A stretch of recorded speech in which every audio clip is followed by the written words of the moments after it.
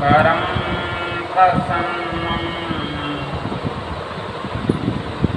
ज्ञानस्वरूपं जगद्रूपं योगेन्द्रमेत्यं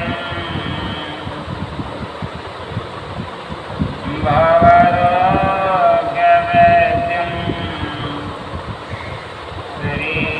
श्रीमद्गुरुं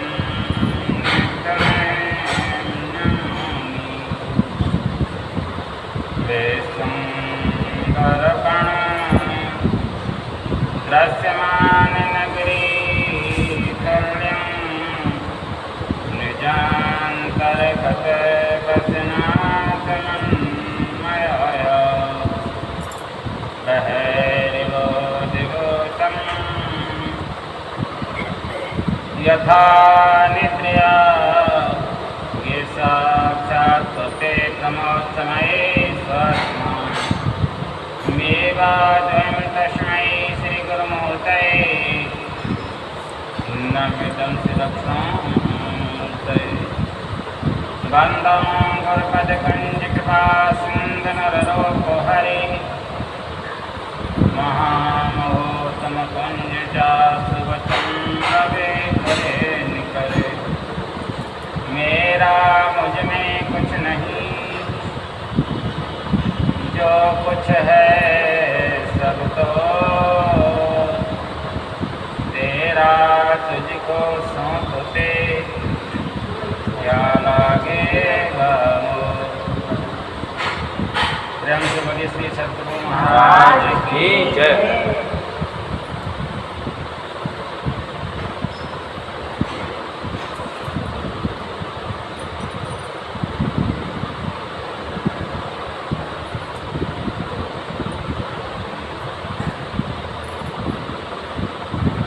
आदि अंत कहो जा सुन पावा मति अनुमान निगमय सेवा। परमात्मा कैसा है? दुनिया में जितने विद्वान हुए और होंगे सब परमात्मा का गुणगान करते आ रहे हैं। वेदों ने गुणगान गाया, शास्त्रों ने गुणगान गाया, पुराणों ने गुणगान गाया, उपनिषदों ने गुणगान गाया, रामायण जी ने गुणगान गाया, गीता जी ने गुणगान गाया, लेकिन परमात्मा का फिर भी आदि नहीं हुआ, परमात्मा का अंत नहीं हुआ। दुनिया ने गुणगान परमात्मा का गाया है और गा रहे हैं। मति अनुमान, हर आदमी ने अपनी मति के अनुमान से परमात्मा के विषय में बोला। परमात्मा देखता है कि मेरे भक्त की क्या इच्छा है। एक बार गुरु महाराज की वाणी से मैंने सुना था, एक राजा के दो पत्नियां थी। राजा जा रहे थे विदेश को घूमने के लिए, तो एक रानी बोली, महाराज आप विदेश जा रहे हो, फलानी जगह फलानी चीज़ बहुत अच्छी मिलती है, आप उसको लेकर के आना, और ये चीज़ आप लेकर के लाना, और कुछ ऐसा देखना अच्छी चीज़ वो आप लेकर के आना। तमाम नाना प्रकार की वस्तुओं का उन्होंने नाम बता दिया। बड़ी रानी के पास गए, आप क्या मंगाना चाहती हो? वो बोली, प्रभु आप सकुशल लौट करके आ जाएं, बस मैं यही प्रभु से कामना करती हूँ। आप जहाँ जा रहे हैं कुशल से रहें, जाएं कुशल से, आएँ कुशल से, मैं आपकी अच्छी तरह से दर्शन कर सकूँ, बस यही मेरी इच्छा है। राजा चले गए, विदेश में जाकर के उन्होंने खूब भ्रमण किया, और लौटने पर उन्होंने जो रानी ने चीज़ मंगाई थी सब एक से एक बेहतरीन चीज़ अच्छी लेकर, और सब ला करके छोटी रानी को पकड़ा दिया और बड़ी रानी के घर के लिए। रानी बोली, ये क्या बात? बोले, ये वही बात है जो आपने कहा, आपको मेरी ज़रूरत नहीं थी, आपको ज़रूरत थी वस्तु की, जो आपने वस्तु मांगी वो मैंने आपको दे दी। मेरी ज़रूरत थी बड़ी रानी के लिए, अब मैं जा रहा हूँ बड़ी रानी के लिए। आज भगवान के दो प्रकार के भक्त होते हैं इसी प्रकार से। एक तो सत्संग करते हैं, पूजा करते हैं, पाठ करते हैं, भगवान से आशा रखते हैं, लोटा चढ़ाने जाते हैं, भगवान से आशा रखते हैं, भागवत कराते हैं, भगवान से आशा रखते हैं, यज्ञ कराते हैं, भगवान से आशा रखते हैं, सत्संग कराते हैं, भगवान से आशा रखते हैं, प्रसाद बांटते हैं, भगवान से आशा रखते हैं, भंडारा करते हैं, भगवान से आशा रखते हैं। जो भगवान से आशा रख रहे हैं मांगने की, भगवान उन्हें संसार की वस्तु दे करके उनसे अलग हो जाए। भक्ति तो सब कोई करे, पर भ्रमना ना करे। भक्ति जंजाल दुख द्वंद भारी, ब्रह्म चिन्हत रहे, ब्रह्म खोजत फिरे, ज्ञान के नेत्र का घोर डरे। आज के युग में ऐसा कोई आदमी नहीं जो भक्ति नहीं कर रहा है, लेकिन कोई बेटा के लिए कर रहा है कि बेटा हो। पुत्र की शादी के लिए बहुत समय हो गया, एक नाती हो जाती, बड़ी माला फिर रही है इसी की। अरे अच्छी सी दुकान हमारी भी चल जाती, पड़ोसी का मकान बन गया तो हमारा भी हो जाता। स्वरूपम शरीरम स्वरूपम, किसी भी प्रकार से अपने शरीर को सुडौल बनाने के लिए कोई भगवान की भक्ति कर रहा है। कोई नाना प्रकार से कह रहा है कि मेरी पड़ोसी प्रभु बहुत सुंदर है, मुझे को भी आप सुंदर बना देना, नाना प्रकार के क्रीम पाउडर लगा रहा है। यशस्य चार चित्रम धनु में तुल्यम, कोई कह रहा है मेरे घर में पुष्कर पर्वत जैसा धन हो जाता, धन में तुल्यम यशस्य चार चित्रम। कोई दुनिया की दौलत चार प्रकार के पदार्थों को प्राप्त कर रहा है कि मेरे घर में काम हो, लाभ हो, यश हो, कीर्ति हो, नाना प्रकार के पदार्थों को मांग रहा है। हरिरंद्र पद में मनुष्य लग्न तथा किम तथा किम तथा किम। इसके मांगने से क्या होगा, क्या मिलेगा? अंत में भक्ति आपने की और भक्ति करने के बाद में अंत में आपके पास क्या रहा? अगर आपने संसार की ही वस्तु मांग ली तो एक राजा के पास जाकर के नमक की डेली मांगने के तुल्य है। संसार का मालिक कौन है? परमात्मा। अगर परमात्मा से आपने एक संसार की वस्तु मांग ली या भगवान के भक्तों के आगे आपने निवेदन किया कि महाराज मेरा बच्चा पड़ जाता, वो तो पड़ ही जाएगा। एक गुरु महाराज के पास एक आदमी आया, गुरु महाराज पूछा कहाँ से आ रहे हो? बोले महाराज लड़की को लड़का देख करके आ रहा हूँ। बोले लड़का क्या खो गया है? सतगुरु महर्षि में ही परमहंस महाराज बोले प्रातः स्मरणीय, ये लड़का क्या खो गया है? तुम समझा नहीं महाराज? अरे जब लड़की हुई है तो उसके लिए वर भी भगवान ने कहीं ना कहीं नियुक्त किया होगा, ये तो मिल ही जाएगा, लेकिन तूने इतना समय व्यर्थ गंवा दिया, इसकी कीमत कौन चुकाएगा? और परमात्मा ऐसी कोई जगह नहीं जहाँ तुम्हारी वाणी को नहीं सुनता हो, जहाँ तुमको नहीं देखता हो। परमात्मा की तो लीला बड़ी निराली है। बिन पद चले सुने बिन काना, करे बिन कर्म करे बिदिनाना। परमात्मा बिना पैरों के चलने वाला है। परमात्मा कैसा है? परमात्मा हवा से भी तेज चलता है। अभी कोई भक्त यहाँ से हरिद्वार में परेशान है, परमात्मा को पता चल जाए कि मुझे पुकार रहा है। वैकुंठ से परमात्मा एक क्षण के अंदर में गज और गिरह लड़े जल भीतर, जौबर सुन रही जल ऊपर, जल के ऊपर, और तुरंत उसको बचाने के लिए आ गए वैकुंठ से। तीनों लोगों को पार करने में एक क्षण नहीं लगा था परमात्मा। वरुण से कहा चल भाई लेकर के मेरे लिए। वरुण बोला भगवान का बिना मेरे काम नहीं चलता। जैसे घर में तुम किसी बात को बार बार किसी बच्चे से कहो तो बच्चा सोचता है पापा जी मैं दिखाई देता हूँ और कोई नहीं। पत्नी से कहो इन्होंने तो कोई काम करेंगे तो हमारे खून पी रखे, काय काम में लग रहे ना पतो ही ना, बस हमारा काम करो हमारा काम करो। हर आदमी थोड़ा सा अपने उसमें आता है अहंकार में कि मेरे पीछे कब पड़े हो। इसी तरह वरुण ने एक बार सोचा कि भगवान का बिना मेरे काम नहीं चलता। भगवान समझ गया कि इसके मन में क्या आ रहा है। भगवान ने कहा गरुड़ बहुत जल्दी जाना है और इस समय में ग्रह के प्राण बचना मुश्किल हो रहा है, केवल जौगर छोड़ रह गई है, पल मात्र भाव पहुँचना, लेकिन मैं वहाँ जाना नहीं चाहता, तू मेरी उंगली को ले जा।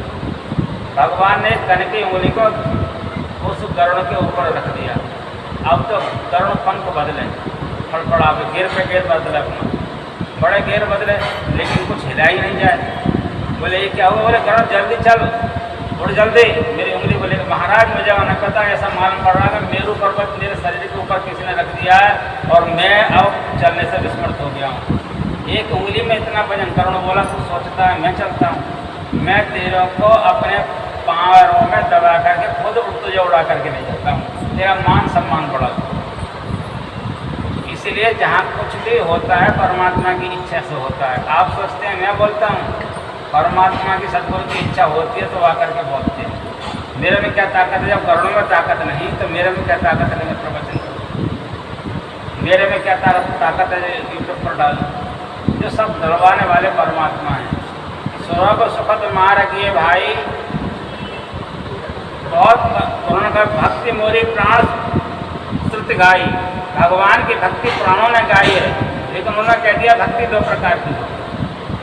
अब आप लोग अपने में ये अनुमान लगा करके मुझे बताओ कि आप कौन सी भक्ति करते हो। अपने मन में सोच लो, चलो मुझे मत बताओ। आप भगवान से कुछ मांगने की आशा रखते हो तो समझ लो राजा के आगे नमक की डेली की तरह मांगने के तुल्य है। यदि सत्संग में भी आकर के आपने मांगने की भावना रखी, यदि किसी भी पुण्य स्थान में जाकर के भगवान से मांगने की इच्छा रखी, तो आप समझ लो कि आपने राजा के दरबार में जाकर के एक नमक की डेली मांगी। कुछ भी आपके साथ आने वाला नहीं, कुछ भी आपके साथ जाने वाला नहीं। यदि कुछ मांगना भी है भगवान से तो भगवान से भगवान के लिए ही मांग लो, काम बन जाए। कहो प्रभु किसी भी प्रकार से मुझे ऐसी भक्ति दे दो। कैसे? कि मैं निरंतर तुम्हारे नाम को लेता रहूं। भगवान से भगवान को कैसे मांगोगे? यज्ञ करने से भगवान को मांग लोगे? भगवान को मांगने का केवल एक ही तरीका बतलाया संतों ने, वो है केवल ध्यान। यदि भगवान का दर्शन करना चाहते हो तो केवल ध्यान से होगा। दुनिया के किसी भी कर्म से भगवान का दर्शन नहीं होगा। दुनिया के हर कर्म से भगवान से तुम्हें कुछ न कुछ मांगना ही पड़ेगा, लेकिन ध्यान में तुम्हें कुछ नहीं मांगने की जरूरत पड़ेगी। ध्यान में तो केवल एक ही आशा होगी कि हे परमपिता परमात्मा, एक बार तुम अपनी झलक मुझे दिखा दो। एक बार बिंदुनाथ महानिगम शिव शक्ति निकेतनम देहम शिवालयम द्रव्यम स्थितम सर्वदेही नाम। जो आपका बिंदुनाद है, जो आपका बिंदु है और नाद है, उस बिंदु का दर्शन करा दो, उस नाद शब्द का स्मरण करा दो, मेरे को ध्वनि सुनवा दो। शिव शक्ति निकेतनम, ये शरीर ही मेरा शिव है, और इस शरीर के अंदर जो प्राण शक्ति है, जो बोलने की शक्ति है, वही शक्ति है। देहम शिवालयम, ये देही शिवालय है। हम संसार के शिवालयों में पूजा करने के लिए जाते हैं, वो पूजा यथार्थ में पूजा नहीं। यदि कोई पूजा है जो बिना पैर के भगवान कैसे चलते हैं ये देखना चाहते हो, बिना वाणी के भगवान कैसे बोलते हैं ये देखना चाहते हो, कर बिन करें कर्म करें विदनाना, बिना हाथों के कर्म कैसे करना जानते हैं प्रभु, यदि देखना चाहते हो तो आपको ध्यान करना पड़ेगा।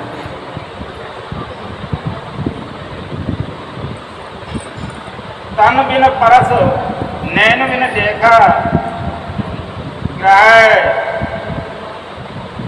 ज्ञान बिन वास असेखा। बिना परमात्मा के तन बिन परस, जो बिना किसी शरीर के आपको परस करने की शक्ति रखते हैं, ग्रह ज्ञान बिन वास असेखा। अस सब भांति अलौकिक करनी, महिमा जास न जाए बरनी। परमात्मा की हर करनी को आप देखोगे जब ध्यान के द्वारा तो अलौकिक दिखलाई देगी। संसार के जितने भी कर्म हैं लौकिक हैं, और ध्यान के अंदर जब आपको एक भी चमत्कार हो जाएगा, आप कहें कि हम विष्णु भगवान की पूजा करते हैं, तो बिंद इसको भी भगवान कहा गया है, हमारे उपनिषदों में कहा है कि बिंदनाद महानिगम लक्ष्मी विष्णु निकेतनम देहम विश्वालयम सत्यतम सर्वदेहिनाम। ये विश्वालय, ये शरीर है, इसमें आप विष्णु की पूजा कर सकते हैं। यदि आप कहोगे हम भगवान गणेश की पूजा करना चाहते हैं, तो ये गणेशालय है, ये शरीर ही आपका, इसमें आप गणेश की पूजा कर सकते हैं। आप कहो कि हम दुर्गा की पूजा करते हैं, ये दुर्गालय है, ये शरीर ही आपका। यानी दुर्गालय का मतलब दुर्गा से आपको, यानी पापों से आपको ऊपर उठाने वाला, आपके दुखों से आपको ऊपर उठाने वाला, ये दुर्गालय भी आपका शरीर। इस शरीर से आप उस दुर्गा के दर्शन कर सकते हैं, इस शरीर में ही कर सकते हैं। बाहर के किसी भी प्रतिबिंब में आप दर्शन करेंगे, वो दर्शन कुछ क्षण के लिए होंगे, जैसे आप वहाँ से हट जाओगे वो दर्शन फिर भी हट जाएंगे, फिर दोबारा वो दर्शन आपको फिर करने के लिए वहीं जाना पड़ेगा। अगर 1000 बार दर्शन करोगे तो 1000 बार वो दर्शन हट जाएगा, देखेंगे बाहर का जो भी दर्शन। लेकिन अंदर में जो एक बार दर्शन हो जाएगा और जब देखना चाहोगे तब दिखलाई देगा। मेरा इसी बात को तो कहती थी, चित्त देखो श्याममयी है, भगवान कहाँ नहीं है, मीरा को हर जगह दिखलाई देते थे। मीरा कहती थी यदि दुनिया में कुछ है तो केवल एक श्याम है। लोग पूछते थे, मीरा अब बता भगवान ने कैसे कपड़े पहने। मीरा कहती थी पीत वर्ण। तो मीरा को केवल एक ही रूप भाता था, जिस रूप में मीरा ने भगवान को देखा था वही रूप दिखलाई देता था। मीरा की ऐसी भक्ति नहीं थी भगवान की। आज जितने भी दुनिया के लोग हैं किसके लिए परिश्रम कर रहे हैं, केवल धन के लिए। और ये सबको पता है कि संसार में 50 साल की जिंदगी है, तो 50 साल एक दिन या 1 घंटा संसार की दौलत नहीं कर सकते। 85 साल जिंदगी रहेगी। कितनी भी दौलत आपके पास में हो जाए, लेकिन 1 घंटा की उम्र को दौलत नहीं बढ़ा पाएगी। और ध्यान से यदि आपने कुछ प्राप्त किया तो क्या होगा, आप पहले घंटे में यदि ध्यान करते हैं तो 1 घंटे में आपको 18 श्वास आएगी। ध्यान करते करते करते करते जब दूसरे घंटे में आप प्रवेश कर जाओगे तो आपको केवल 12 सांस रह जाएंगे। जब तीसरे घंटे में आप प्रवेश कर जाओगे करते करते आपको केवल 8 श्वास रह जाएंगी। और जब चौथे घंटे में कर जाओगे तो आपको केवल 1 मिनट में 4 श्वास आएंगे। और जब चौथे घंटे से आप ऊपर जाओगे तो आपकी श्वास बिल्कुल स्थिर हो जाएगी, समाधिष्ठ हो जाएंगे। जैसे आप समाधिष्ठ होंगे तो जितनी आपकी श्वास रुक गई उतनी श्वास जिंदगी की आगे बढ़ गई। आपने सुना होगा कि संतों की उम्र 300-300 साल की भी होती है। कैसे हो जाती है? जो ध्यान में बैठते हैं, ध्यान में बैठने से जितनी देर वो ध्यान करते हैं उतनी ही उनकी उम्र आगे बढ़ जाती है। जिस दौलत को हमने कमाया उस दौलत ने हमारी उम्र नहीं बढ़ाई। और दौलत हमारे पास जितनी नसीब में परमात्मा ने दी है, जब श्वास दी है तो दौलत भी दी है, संतान भी दी है, मकान भी दिया, तो जिस समय में दिया उसी समय में मिलेगा, कितनी भी मेहनत करो। अगर बुढ़ापे में आपके मकान अच्छा लिखा है तो बुढ़ापे में आपको अच्छा मकान मिल जाएगा। यदि बुढ़ापे में आपका मकान बिकना लिखा है तो बिक जाएगा।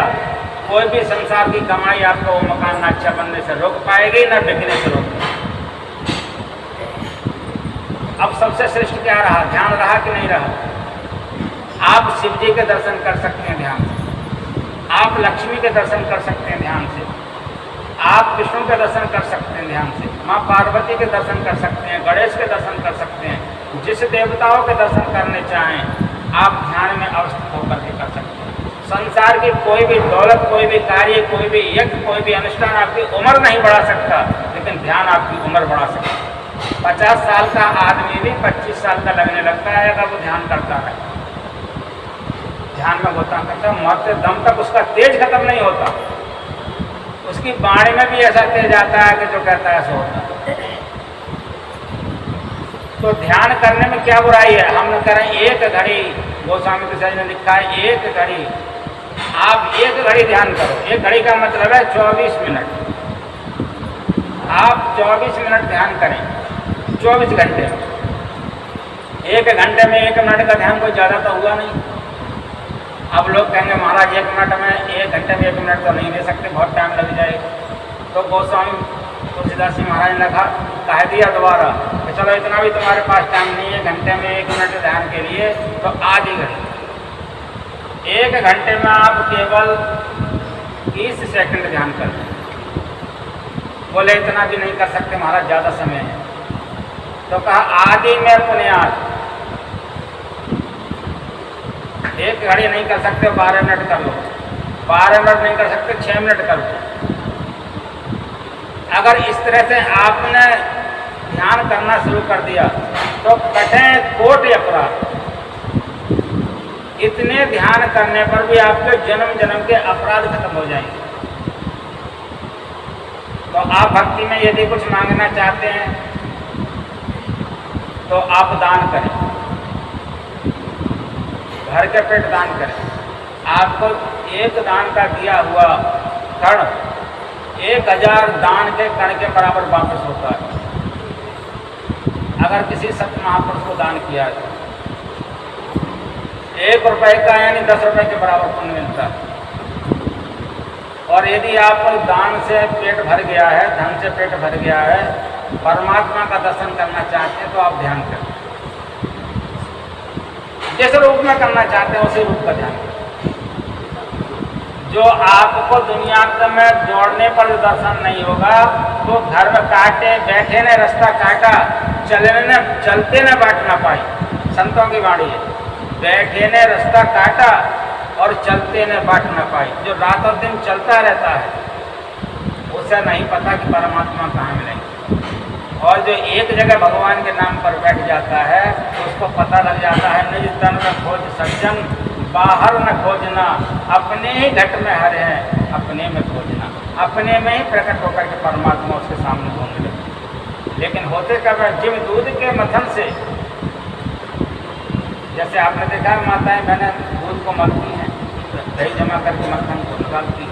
जिम दूध के मथन से, निकसत की जतन से, जिम ध्यान के लगन से पर ब्रह्म लेने हाथ। ध्यान ऐसा करो कि कुछ क्षण के लिए परमात्मा तुम्हारे सामने हो और तुम परमात्मा के सामने हो।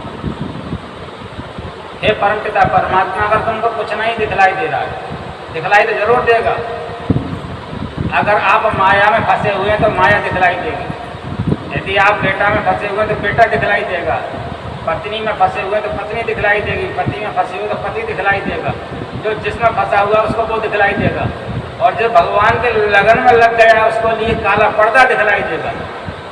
और जो काले पर्दे को देखता रहेगा, देखता रहेगा, देखता रहेगा, देखता रहेगा, देखता रहेगा, तो अंत में जाकर उस पर्दे के पार में प्रतिबिंब दिखलाई देगा, प्रकाश दिखलाई देगा।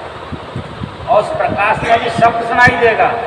उस शब्द के सहारे जो चलता रहेगा, चलता रहेगा, चलता रहेगा, तो जहाँ परमात्मा है वहाँ वो पहुँच जाएगा और परमात्मा दिखलाई देगा। शब्द के सहारे, शब्द अंदर में मिलेगा, सुनना पड़ेगा, लेकिन पहले प्रकाश मिलेगा, तब आपको कुछ दुनिया में मिलेगा। संसार में हर आदमी भगवान को प्राप्त करने के लिए आता है, लेकिन यहाँ आकर के माया के घेर में फंस जाता है और भगवान को छोड़ करके दुनिया में फंसा रहता है। जितनी दुनिया की वस्तुएं मांगता है वो कोई भी वस्तु आप सोने के बाद में समझ सकते हैं कि हमारे पास में है। कोई आदमी बता सकता है कि सोने के बाद में उसे पता रहता है कि मेरे पास इतना नोट है, मेरे पास इतना सुंदर मकान है, मेरे पास इतना घर है, मैंने इतना भजन किया है, मैं नर हूँ कि नारी हूँ, मैं ब्रह्म हूँ कि जीव हूँ। कुछ ऐसा ध्यान रहता है सोने के बाद में। कोई उसकी वस्तु उठा ले जाए तो पता रहेगा। इसी प्रकार से सोने के लिए बोलते हैं अल्प मृत्यु। और जब पूर्ण मृत्यु इंसान की होती है, जब जो सब थोड़े स्वप्न में उसको याद नहीं रहता, थोड़े सोने पर याद नहीं रहता, और जब पूर्ण मृत्यु हो जाएगी तो उसको पता रहेगा, कुछ पता नहीं रहेगा। लेकिन निजी कृत्य कर्म भोग संवराता, कोई न काउ दुख सुख को दाता, कर्म भोगने के लिए उसे जाना पड़ेगा। अवश्य में भोक्तव्यम कृतम कर्म शुभाशुभम न क्षेत्रे कर्म जन्म कोटि सतेर।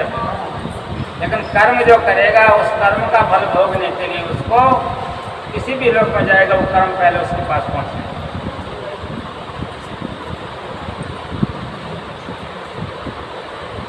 राम ब्रह्म च विनय अविनाशी, सर्वदहित सब और पुरवासी। राम शब्द एक ऐसा ब्रह्म है,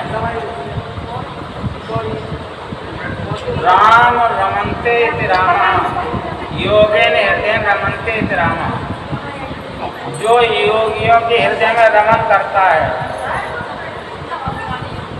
वह राम है। राम कहाँ नहीं है? राम गिरजाघर में है, राम मंदिर में है, राम मस्जिद में है, राम गुरुद्वारे में है। नाम के अक्षर 54 करे, पुण्य 5 मिलाए दोगुन कीजे, 8 का भाग हरे तुलसी, जो शेष बचे सोई राम धरी। आप किसी चीज के नाम के अक्षर 54 कर लो, नाम के अक्षर 54 करे, पुण्य 5 मिलाए दोगुन कीजे, 8 का भाग हरे तुलसी, जो शेष बचे सो राम कही। घर को ले लो, घर के अक्षर दुगुने कर लो, कितने हो गए? 4। राम नाम के अक्षर 54 करे, 2 गुण करे पर इसमें 5 मिला दो, 9 हो गए। और 9 राम नाम के अक्षर 54 2 गुण करे पर आंखों ने 5 मिलाए 2 गुण कीजिए, 5 मिला फिर 9 हो गए, 9 दूनी 18, 5 का भाग फिर 5 से भाग करो। आप लगाइए नाम के अक्षर 54 करे, पुण्य 5 मिलाए 2 गुण कीजिए, नाम के अक्षर 54 करो, 2 के कितने हो गए? 8। नाम के अक्षर 54 करे, पुण्य 5 मिलाए, 5 मिला दो 13, फिर 2 गुण कीजिए 26, फिर 8 का भाग करो, 8 3 24, कितने बचे? तो 2 राम शब्द में कितने अक्षर है? जो 2 बचेंगे शेष। इसी तरह गिरजाघर में लिख करके आप निकाल करके देखो। नाम के अक्षर 54 करे, पुण्य 5 मिलाए 2 गुण कीजिए, 8 का भाग हरे तुलसी, जो शेष बचे सो राम कही। प्रत्येक में 2 ही बचेंगे, तो हर जगह 2 बचेंगे, तो राम कहाँ पर है? हर जगह समाया हुआ है। राम का मतलब क्या है? राम क्रीडा इति रामा, जो क्रीडा कर रहा है वो राम है।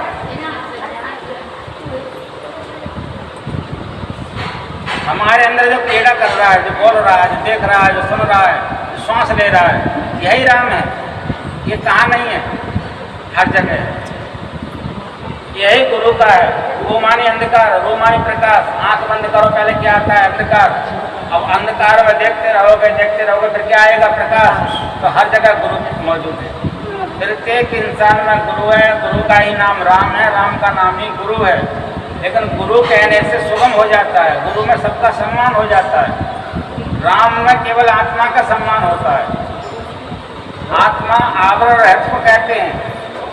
जैसे आकाश को कई रूप से बोलते हैं, कोई आकाश को मठाकाश कहता है, मठ के अंदर भी आकाश है। जैसे छत पड़ी है तो पटाकाश, मैदाकाश। अब इनका ऐसे ही राम को कहा जाता है। राम का नाम परमात्मा है, महात्मा है। महात्मा आप क्या कहेंगे? परमात्मा। महा हटा दो क्या बचा? आत्मा। पर हटा दो क्या बचा? आत्मा। और आत्मा का नाम ही परमात्मा है। तो इसी तरह से इन शब्दों का थोड़ा भेद है। इनका स्थान जो उच्च का है, उच्च को हटा दीजिए तो एक ही चीज बचती है। पर हटाने पर आत्मा बचता है। परमात्मा इस तरह से व्यापक है हर जगह, गुरु उसी तरह व्यापक है हर जगह, राम उसी तरह व्यापक है हर जगह। लेकिन तीनों वस्तु एक ही है, बंटवारा किसी में नहीं है। लेकिन इनको जानने के लिए हमको आवश्यक है ध्यान। अब थोड़ा सत्संग मैंने आप लोगों को सुनाया है। आप में से कितने लोग ऐसे हैं जो ध्यान करेंगे? मैंने कहा 1 घड़ी। आप सुबह शाम में 24 घड़ी ध्यान, 24 मिनट ध्यान कर सकते हैं। ज़्यादा टाइम नहीं है। और ध्यान करो अपने इष्ट का जिसको मानते हो। अगर हमारे सदगुरु को मानते हो तो इनके चरणों का ध्यान करो, पहले इनके नाम का जाप करो, क्योंकि नाम का जाप करने से मन के अंदर की जो गंदगी होती है वो दूर होती है। जितनी देर कर सको खूब बोल बोल करके करो या धीरे धीरे करो। जिसको भी नाम मिल गया उस नाम का जाप करो।